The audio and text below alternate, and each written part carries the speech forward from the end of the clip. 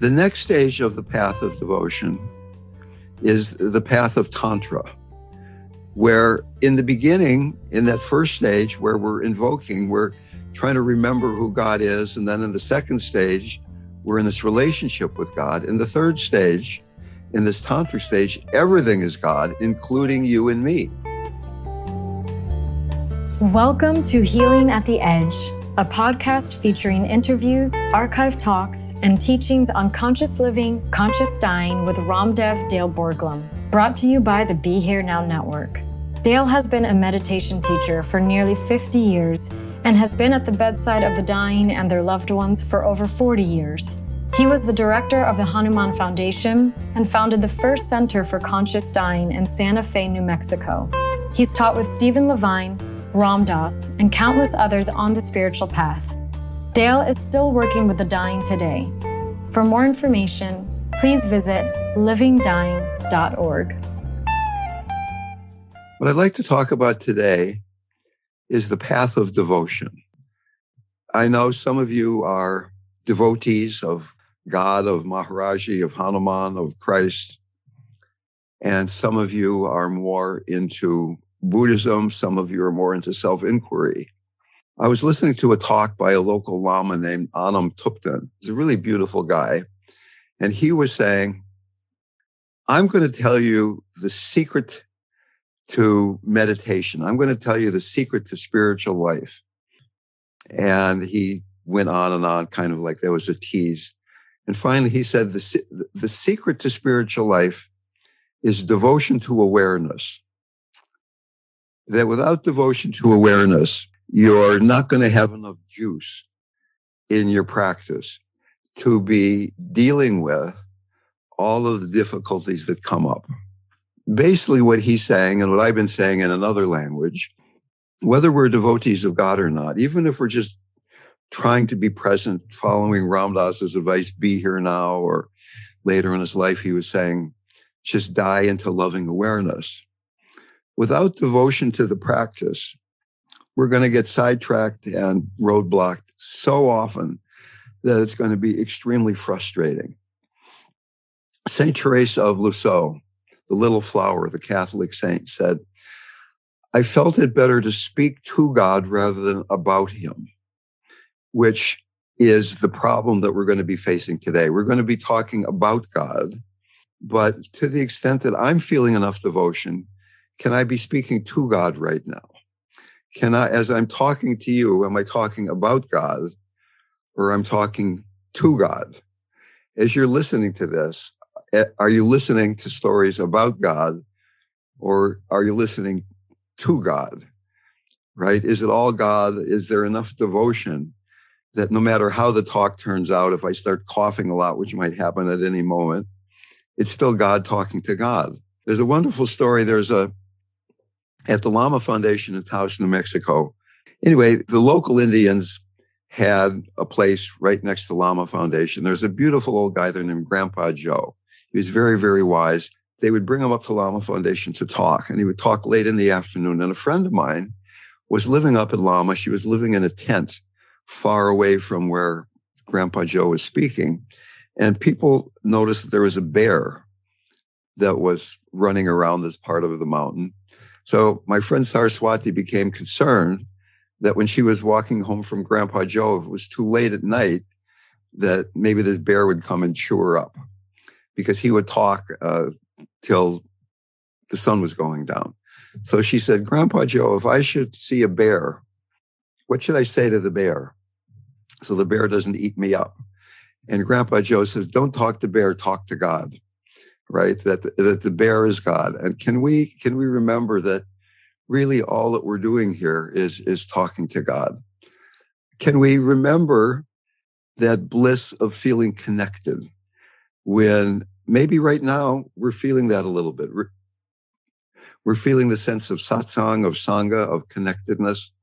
And maybe at the same time it's Saturday morning, RamDev's talking. I hope it's better than the last one, but maybe it won't be, whatever's going on in your mind. Do we have faith in how mindfulness leads to wisdom, which spirals into letting go of self-clinging? Can we remember those times when we've had devotion? And is there any reason why we can't feel that right now? Buddha, even Buddha himself, who was not somebody who talked a lot about love and devotion, he said, the awakening of faith or devotion is the dawn of realization, like a great light arising and shining within the heart. That devotion is the dawn of realization, devotion to Buddha, Dharma, Sangha, devotion to the Four Noble Truths. So I'm going to talk about devotion. I would like you to be able to translate it into your personal worldview of whether you're a lover of God or a lover of truth or a lover of awareness itself. It's all the same conversation. Without devotion, you're never going to feel any intimacy between yourself and the teachings or the lineage masters. Let me read a quote by a Zen master who early on in his life was a very almost militaristic Zen guy. He was German. This was back in the 50s. Later on, he became a great devotee of Christ. But early on, when he was really into Zen, he said the following: the person who, being really on the way with a capital W, the person who really being on the way falls upon hard times in the world should not, as a consequence, turn to that friend who offers them refuge and comfort and encourages their own self to survive. Rather, they will seek out someone who will faithfully and inexorably help them to risk themselves so they may endure the suffering and pass courageously through it. Only to the extent that a person exposes themselves over and over again to annihilation can that which is indestructible arise within them. In this lies the dignity of daring. Only to the extent that a person exposes themselves over and over again to annihilation can that which is indestructible arise within them. And this lies the dignity of daring. And I'm saying that without an open heart, it is very, very, very hard to over and over again expose yourself to annihilation. That the heart softens this requirement of ego death, of being annihilated, that who we think we are has to die. So you can die into spaciousness, or you can die into love. I find that dying into love is a much softer landing than dying into infinite spaciousness. Although infinite spaciousness eventually will reveal itself to have the quality of love. What I'd like to do to fill this out, though, I mean, that's the basic idea, is how devoted are you and I to the truth of the Dharma in this moment? Maharaji said, serve me by always remembering God. He said, if you love God, you overcome all impurities. He didn't say, here's the way to fix this impurity and here's the way to fix that impurity. But if you love God, you overcome all impurities. A very simple, direct, not necessarily easy practice.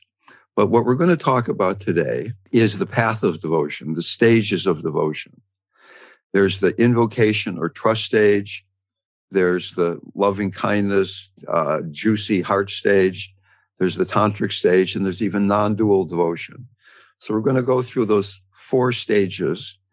And I think when we have those understood in a loving way, that it really makes it easier to find what surrender is being asked for in the next moment. So the invocation stage of devotion, we could talk about as the stage of practice that is really talked about in Vipassana meditation and Hinayana or Theravada Buddhism, where we're taking refuge in the Buddha, the Dharma, and the Sangha. We're taking refuge in the fact that freedom exists. As Buddha showed, there's a path to that, and there's a community of people who are on that path. But we don't necessarily feel that connection yet. We're invoking, we're reaching out, we're remembering, we're trusting that other people have felt that. Maybe right now, your heart is not completely open. Maybe right now, all you can do is remember a time when it was open, or you remember being with some saint or being out in nature when you just felt that total expansiveness. Is it possible then to reach out, to invoke, to not get lost in that feeling of disconnection, but use the feeling of disconnection, that lack of connectedness, as the motivation, as the inspiration to really rip your heart open, to trust that there's something out there, that it's only one mind moment away. It's only one thought away. It's only one moment of letting go of, this is who I think I am. What are you willing to receive? What are you willing to be touched by? What are you willing to reach out for? Once again, going back to that notion of anaptuptan, of can we have devotion to awareness itself? By even being lovingly with our lack of devotion, devotion begins to arise. Ramakrishna said, people shed a jug of tears for their wife and for their money. Who sheds a jug of tears for God? If you loved God as much as you loved your family and your bank account, you'd be enlightened right away. Okay, that may be an exaggeration, but I think there's some truth there, that can we focus our deep yearning on this sense of connectedness? Once again, instead of having this worldview that you're over there and I'm over here and we're listening to a talk and giving a talk, how deeply can we drop into devotion right now? How deeply can we reach out for that connectedness? We must learn to trust the pain and the light.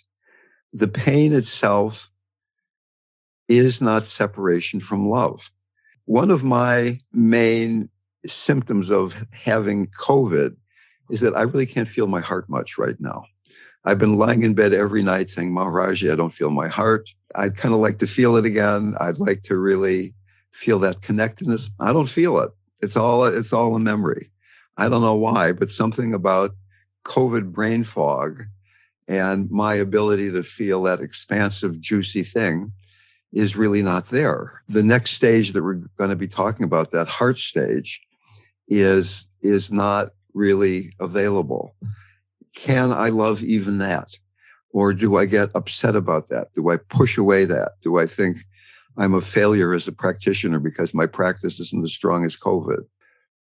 We often protect our heart by shutting down, creating some armoring. Grief is the armoring of the heart. Again and again, you and I have opened our hearts. Again and again, you and I have been disappointed. God hasn't shown up. Our partner has disappointed. Our dream has been shattered. And going back to this quote that I bring up far too often, when Rumi says, grief is the garden of compassion.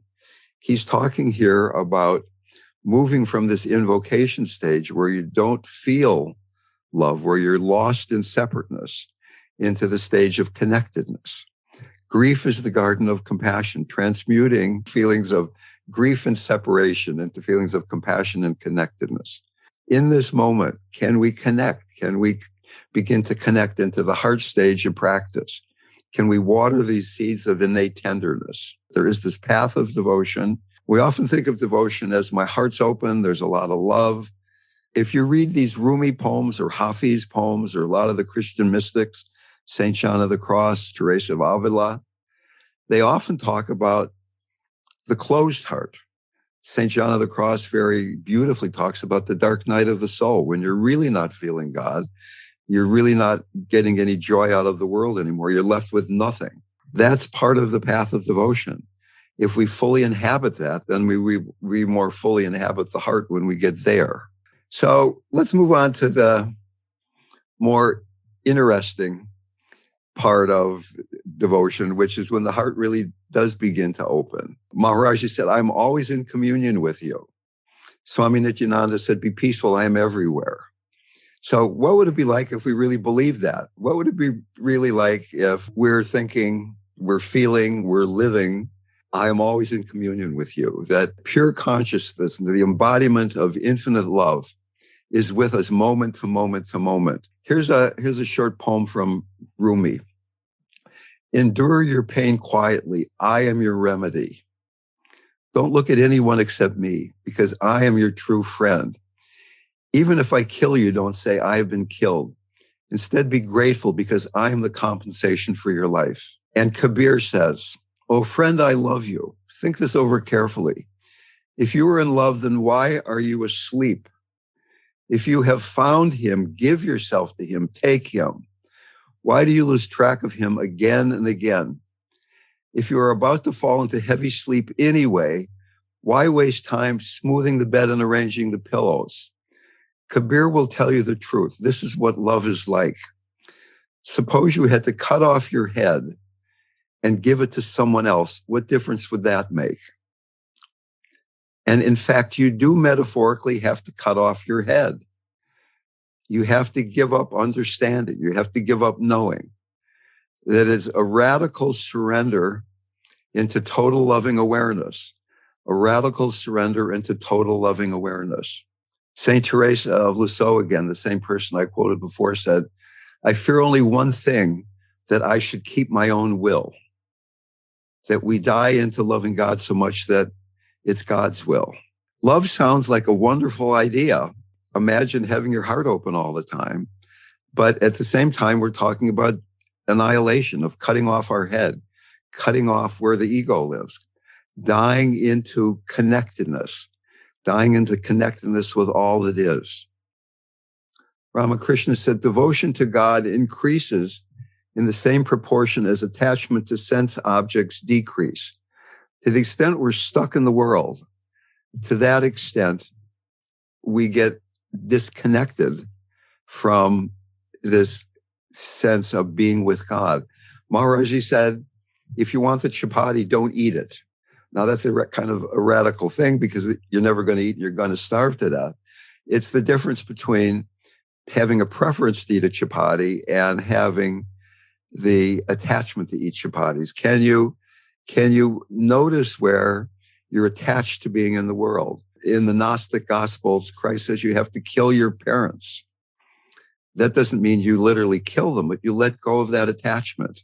One time I went to this very famous Vedic astrologer, and he looked at my chart and he started laughing. And he said, RamDev, it must be so difficult to be you, because you love God so much and you love the world so much, and you're always caught between those two things, which he kind of nailed it. I mean, imagine, and that's probably the truth for a lot of us, that we really are very deeply committed to the spiritual path.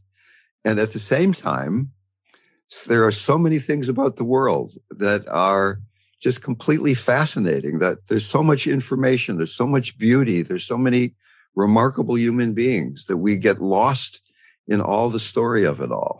The next stage of the path of devotion is the path of Tantra, where in the beginning, in that first stage where we're invoking, we're trying to remember who God is. And then in the second stage, we're in this relationship with God. In the third stage, in this Tantric stage, everything is God, including you and me, including Dale, who can't feel his heart all the time because of COVID.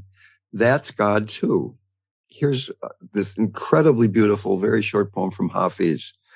Know the nature of your beloved. In his loving eyes, your every thought, word, and movement is always, always beautiful. In God's eyes, everything we do is beautiful. Everybody. The most horrible thing that somebody does, God sees the perfection in it all. So that can the heart be so open? The nature of the open heart has defining qualities back in the heart stage that we just talked about. The heart is spacious, it's connected, and it's warm. The heart becomes so spacious that we begin to let go of the I fixation, and we begin to see that it's all perfect. I'm God even when I'm clunky. You're God even when I don't like you, right? And for many of us, we can see God in the images on our altar. We even begin to see God in the people we love, but it's often harder to see God in ourselves because we're privy to all those angry, selfish, inadequate, cowardly thoughts that we have. Even that cannot separate us from our innate wholeness. even that is an expression of wholeness. The path of the heart is beginning to be open to a complete loving surrender to even those places in ourselves without judging, with realizing that it's all a face of Maharaji. It's the difference between Tantra and yoga. The first two stages are yoga, the yoga of meditation, the yoga of devotion. In Tantra, we're not trying to control things. We're not trying to do a better job. We're surrendering into the realization that we are that we are in love with, and that everybody else is. Another quote here by Hafiz. Now is the time to know that all you do is sacred. Now, why not consider a lasting truce with yourself and God? Now is the time to understand that all your ideas of right and wrong were just a child's training wheels to be laid aside when you can finally live with veracity and love.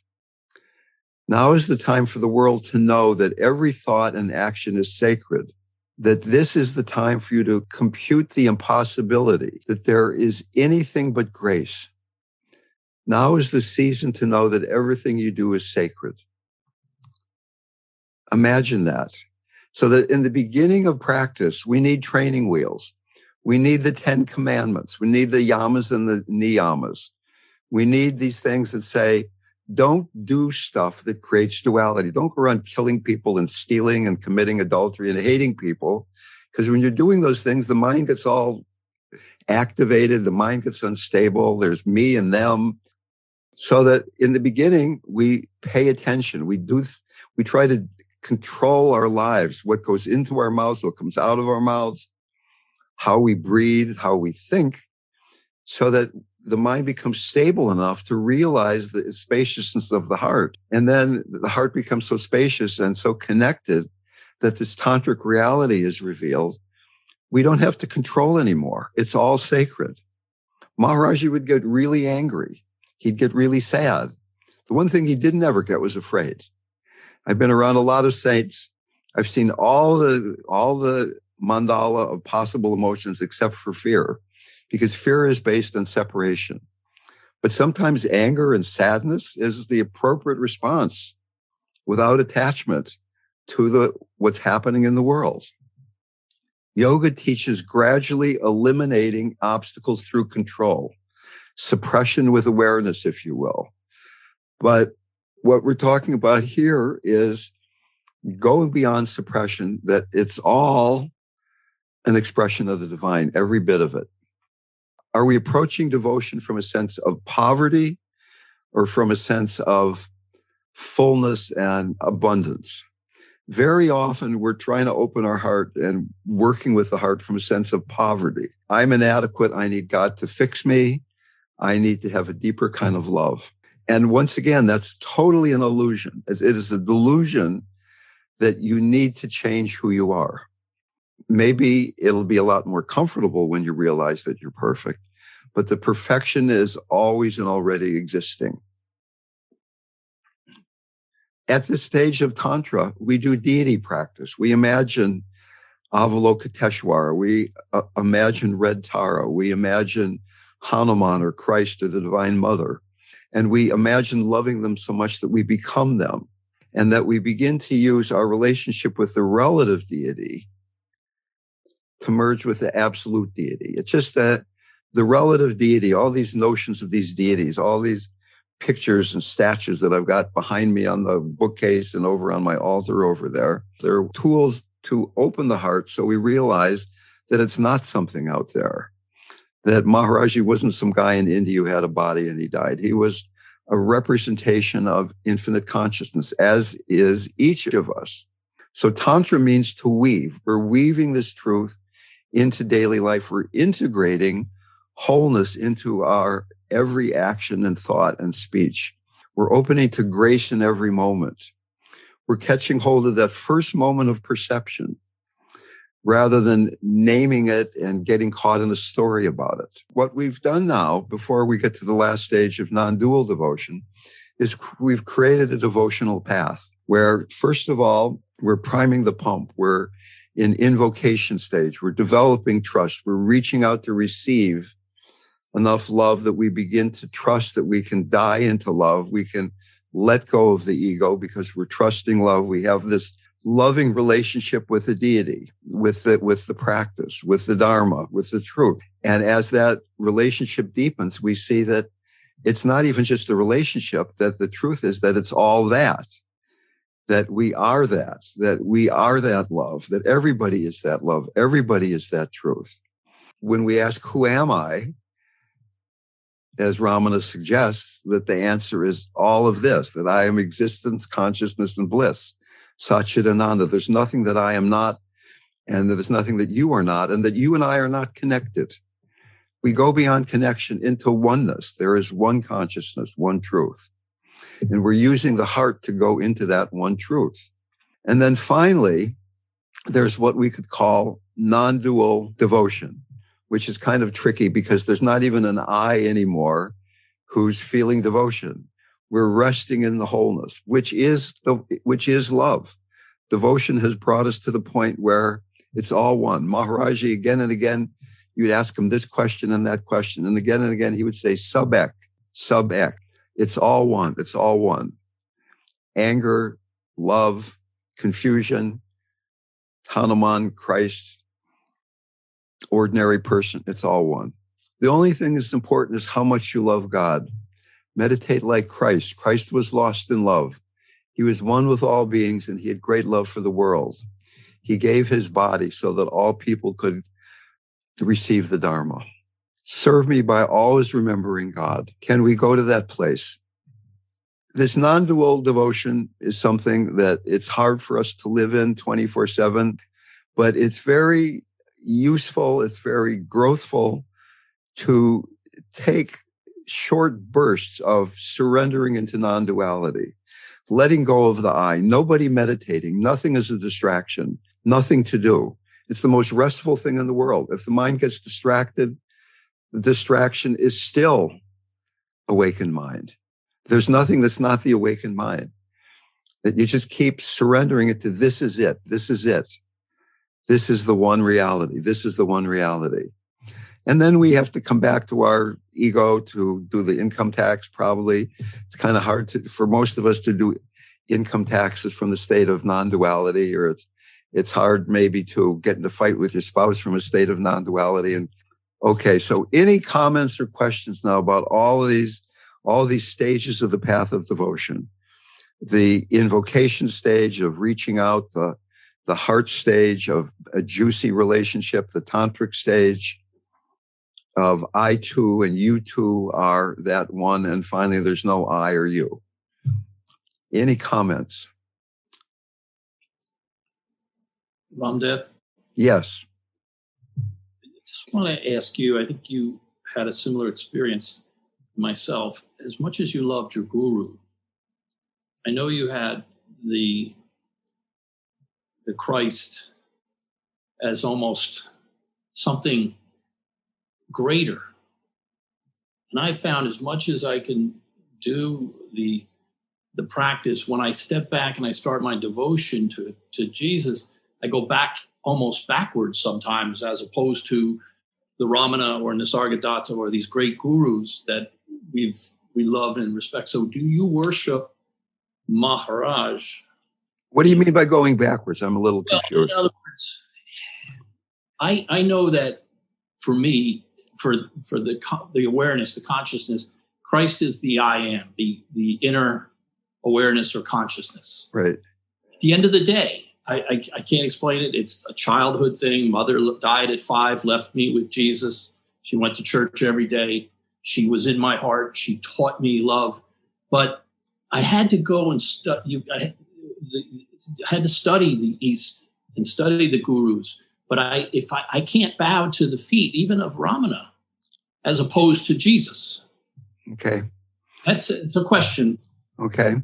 Well, Carl Jung said that to reach full integration of your personality, you need to go back to the religion of your childhood, which I think is a really interesting notion. And that certainly, fundamentally, Ramana and Christ and Nisargadatta and Maharaji are all representations of the same being. And as I've said a lot of times, I went to India to get away from Jesus, and Maharaji gave me a Christian mantra.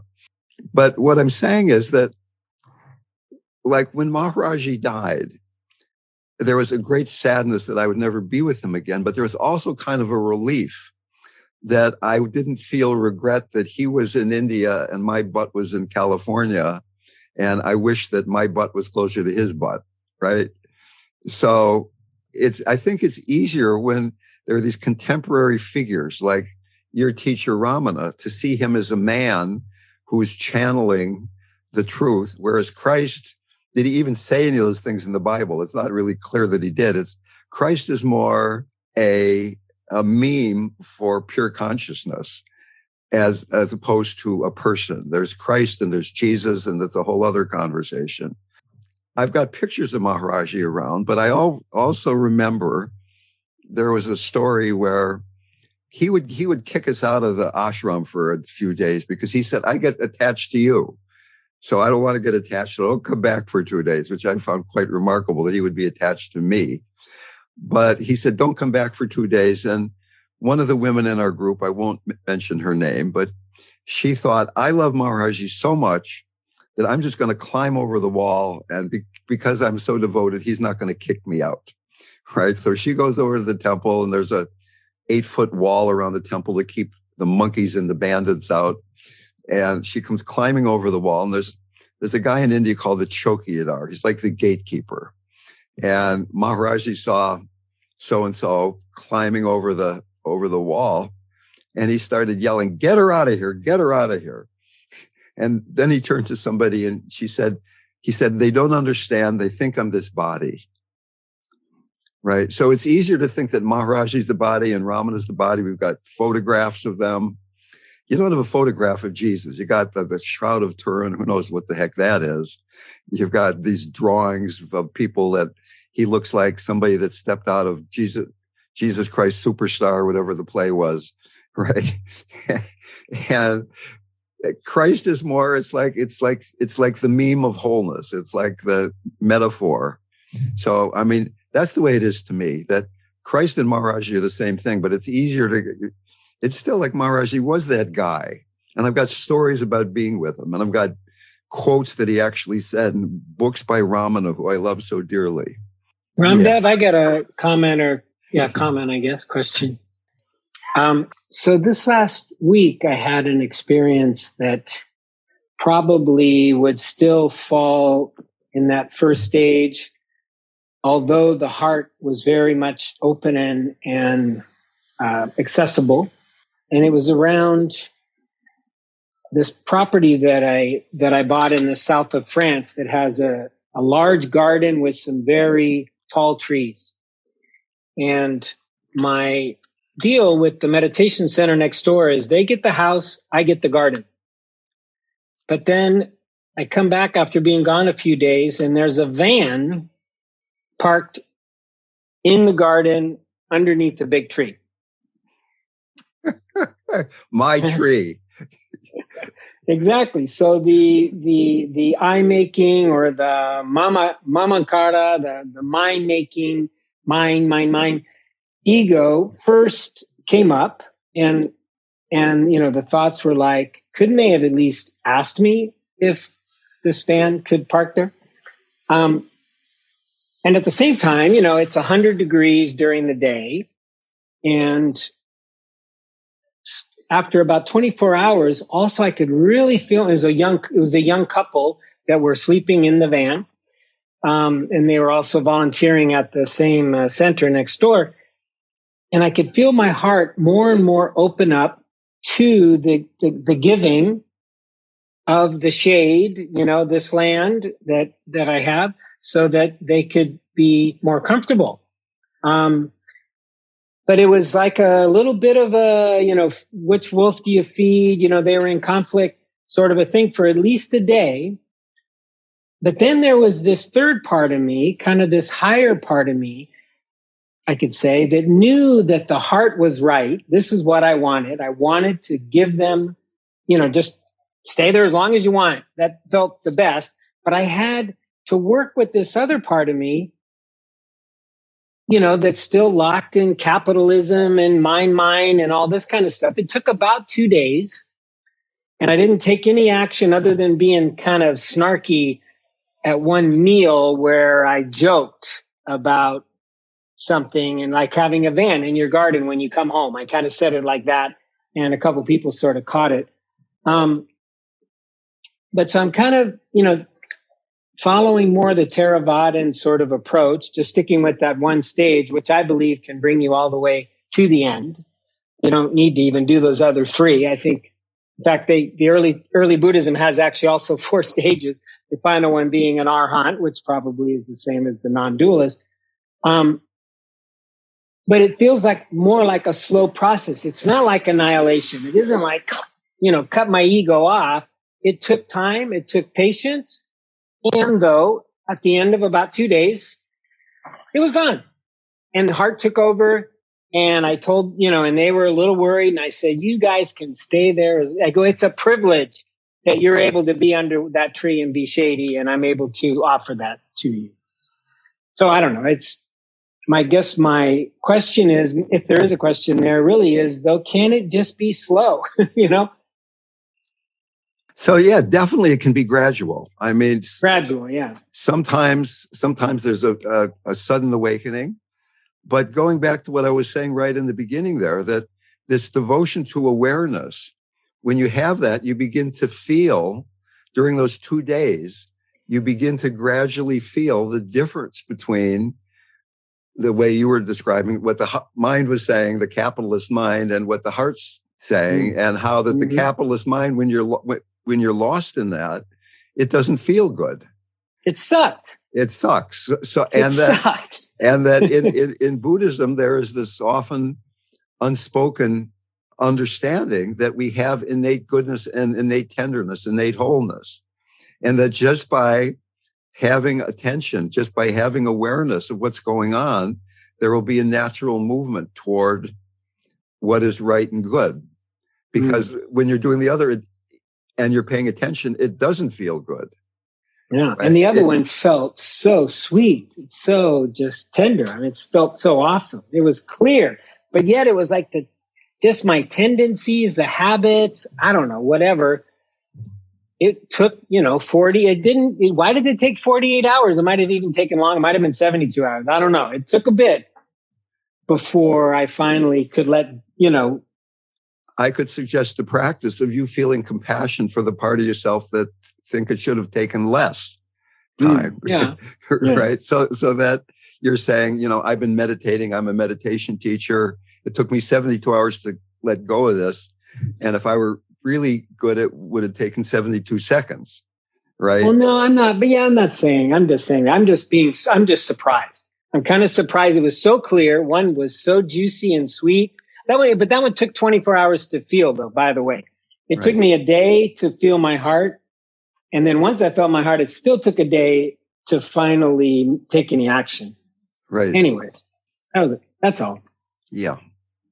But it was very clear. What you're teaching was very, very clear, though. The heart is awesome.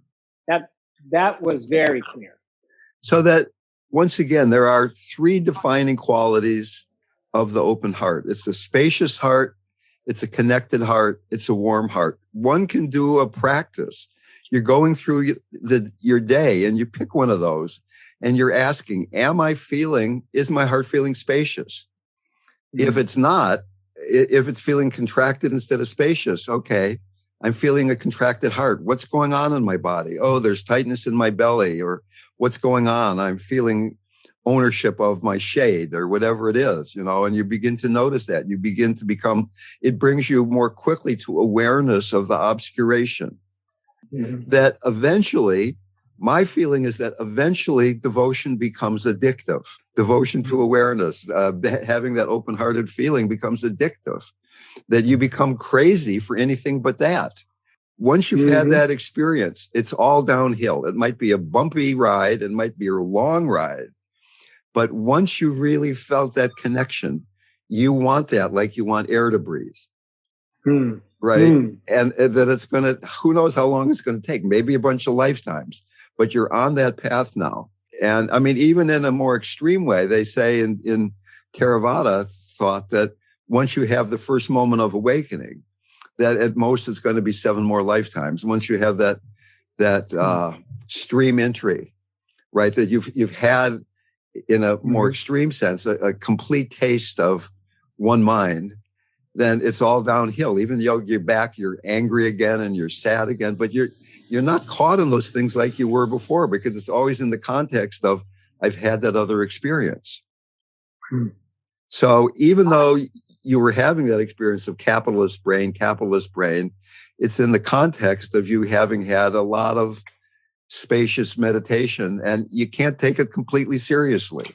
You're kind of watching yourself do this kind of dumb thing, or this kind of kind of clunky thing. You say, why am I doing that? I mean, it doesn't feel good, but there's a samskaric momentum behind doing that until you're done doing it. Yeah. That's really what I think is. So, yeah. Okay. Well, thank you, RamDev. Yeah. RamDev, Gail has her hand up. I think I wrote to you that I severely broke my ankle about 6 weeks ago. Yeah, you did. So I'm still really dealing with that. So I found this discussion interesting. I'm not in COVID brain fog, but I'm still in a kind of brain fog, my kind of concentration, because, there's like all this energy, I think, in my body going to my ankle to heal it on a regular basis, I'm assuming. So, but I definitely I appreciated the discussion you just had, because I mean, there's definitely what I would describe as my awareness contracts, way before, I can stop it, because I'm either in pain or discomfort, or I'm struggling to get across the house using a walker, or my thoughts are contracting because I live alone and I'm trying to get through this. And obviously those things don't bring me any peace. And so then when I take the time to center, then exactly what you're describing about getting in touch with my heart, getting in touch with loving, spacious awareness, brings me relief and brings me a sense of connection. But then it doesn't take very long for me to sort of contract back into when is this going to get better? Am I going to have a fully healed ankle? What if I can't walk? So as you're talking right now, can you drop into the heart as you're talking about this? It seems like as you're talking, you're in the pain of it. Right. I'm in some discomfort right now. Yeah. And it might be really uncomfortable when you're dying. Yeah. Having COVID, having a broken ankle, having somebody parking in your shade. Maybe the awareness isn't quite the same as when you're meditating. But can you bring that sense of some spaciousness, some sense of connectedness, even when you're talking about how difficult it is? So that you're not talking about something, you're talking from that place. I'm kind of getting you're asking, how can you deal with this more skillfully? Is that what you're asking? Well, I mean, I think you're getting at the question, because it does. What it feels like to me is there's a contraction, and that there is kind of an either or. Either I'm able to be, I relax, I'm in bed, I try to get myself comfortable, I have to get my body to feel okay so I can then be more spacious and be more aware. And then that does bring me peace. But on the regular basis, it's so quick that I'm what I would say more obviously body identified and personal self-identified, worried about myself. And so, yes, how could I be more skillful? Or I don't even, I'm not really sure, but any suggestions are welcome. Yeah, well, a couple of days ago, I had an MRI. Not that I'm sick at all. It was a diagnostic thing. My mother and my brother died of pancreatic cancer, so they like to look at my pancreas every year to make sure I don't have that. And I don't know if you ever had an MRI, but it's very uncomfortable. You're in a tube that's 2 inches from the top of your nose, lying on your back. They strap you in so you can't move anything. And there's really loud, random noises, and you have to hold your breath for long periods of time.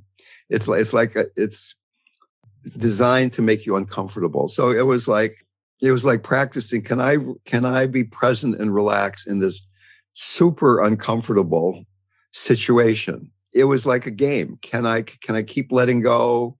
And particularly the thing of holding your breath. If you don't do it well enough, you have to start a sequence over again. So you're in the tube longer. We all have these challenges, whether it's a broken ankle or, when I talk too much, I still start coughing because there's still some lung involvement. You were saying that you needed to try to get comfortable so that you could open to it. And once again, when you die, it might be super uncomfortable. You might be in an automobile accident, or you might be lying on the floor of the local Walgreens or something, and they're ripping your shirt off, and there's some strangers breathing in your mouth when you're dying. I mean, think about that possibility. Each moment is preparation for dying. Each moment is an opportunity to practice. And we've been talking today about devotion. We can go back even, what's the foundation of all this is being embodied, maybe getting grounded and centered. Inhabiting the lower chakras is a way of learning to trust the vast spaciousness of the open heart is what's necessary, of going back to the beginning. Maybe you have to go back to before the beginning and ask, what is your motivation?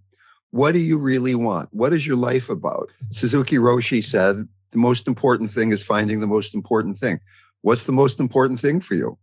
I would guess it's being free, or you wouldn't be in this group, and we wouldn't have had the discussions we've had about your practice over the last year or two.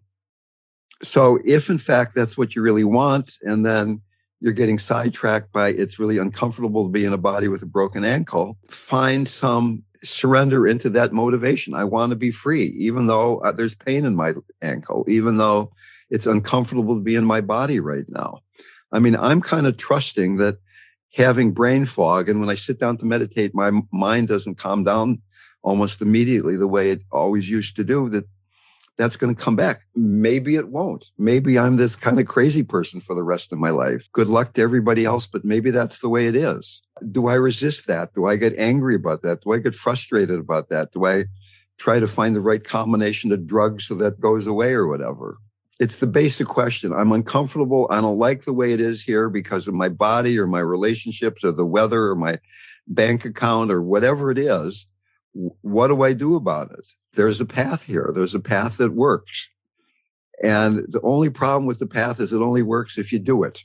It's like, you've got to remember to practice. Distraction works temporarily. If you want to have a couple glasses of wine, if you want to watch shit programs on Netflix till your eyeballs bleed, then you go for it. You can do that. We all like to do that sometimes. But eventually, we get back to the place where that's not working. Temporarily suppressing the pain, it keeps coming back. It keeps coming back. Can we deal with it directly? Do we have a deep enough motivation? Do we remember what it feels like to be in the heart deeply enough that we're going to do the programs?